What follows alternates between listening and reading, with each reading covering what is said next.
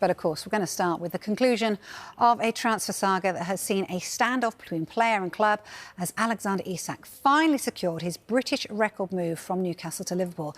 It was a close-run thing, with confirmation only finding coming through at 10 p.m, 3 hours after the official deadline. The £125 million deal for Isak takes Liverpool's outlay to more than £446 million. That eclipses Chelsea's record of £434.5 million back in the summer of 2023. Alexander Isak is Liverpool's new number 9. They've confirmed it officially now. He has signed in a British record transfer of £125 million, and he has signed a 6-year contract with Liverpool. And he's had this to say: it's been a long journey to get here, but I'm super happy to be a part of this team, this club, and everything it stands for. It's something I'm proud of, and I'm really looking forward to it. I'm just happy it's done and that I can get back to work. I'm looking forward to seeing my teammates and the fans and getting back out there. He added, I think I have a lot to give. I think I have a lot to improve.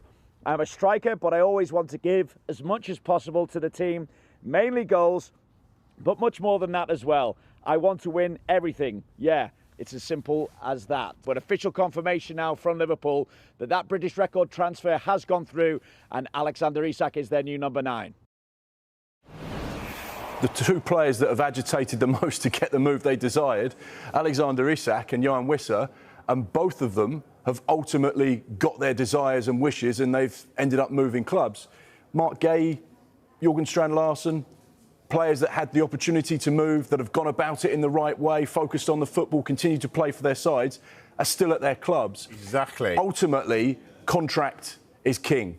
And if you have a contract with someone, you will end up staying there. Now, if PIF had turned around to Alexander Isak in that meeting that happened on Monday and said, you're going nowhere, they hold the power. A legal contract is a legal contract. But what you're certainly seeing is the way that players are using social media, using their powerful voices, their millions of followers globally, to agitate and to say the right things. They're being advised by representatives and agents because they know that the best way to get this move happening is for you to do this and for you to try this and for you to do that.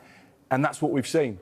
And it's going to be fascinating to see what happens between now and next summer, when hopefully we'll have another blockbuster window and see what kind of power players have. But then you could look at Carlos Baleba, Brighton, Manchester United interest, Brighton very firm, you're going nowhere. And Brighton have always been very firm with the players they sell. You're going nowhere until we say and we get the price. So it just depends on the ownership and the current situation with the player that they have a relationship with and the dynamic of that. And that's going to be key. Yeah, so with the addition of Isak then, Liverpool have built quite a formidable forward line, haven't they? But can they all play together? Michael Dawson says no, and it will be their latest recruit, so we'll have to bide his time.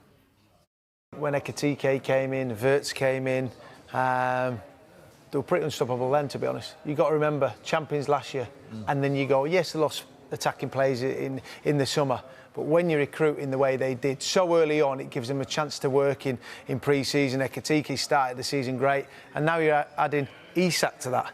And the question is, how do you get everyone in? And Isak, for me, at this moment in time, he's going to have to wait his turn.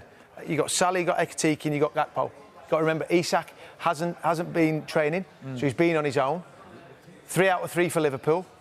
He's going to have to wait and wait his turn. Ekitike said 30 million to wait. Yeah. He hasn't been playing football.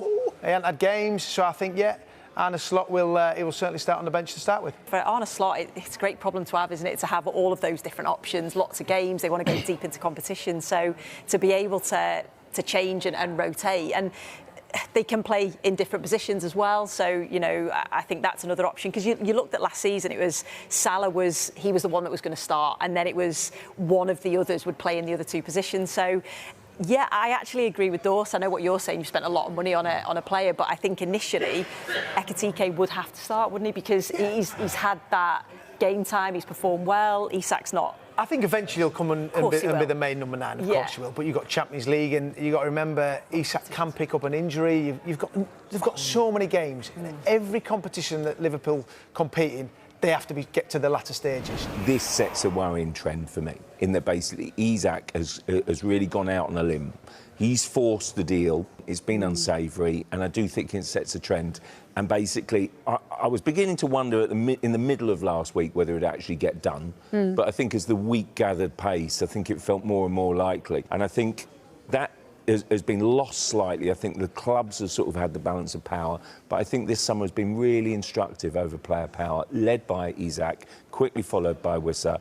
Next window, I guarantee a lot more players will be saying to their agents, shouldn't we do something like that? The player power thing is really a bit double-sided here. I mean, there's actually an argument, I suppose, that the reason players have to agitate is because their power is actually quite limited, and their window of opportunity is very limited. And like all of this is in the context of, say, there's a short career, they want to maximise it. I suppose they have to do what they feel they need to do to try and maximise it. I think John is right. It does leave kind of it can be unedifying, it can feel unsavoury, but.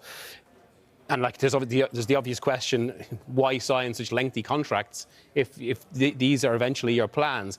I think that there is something a little bit off, I think, when it comes to the way we judge player behaviour. I think we hold players to it, and I'd have loved to have seen Isak stay at Newcastle. Like they love him there; he's got a team built around him.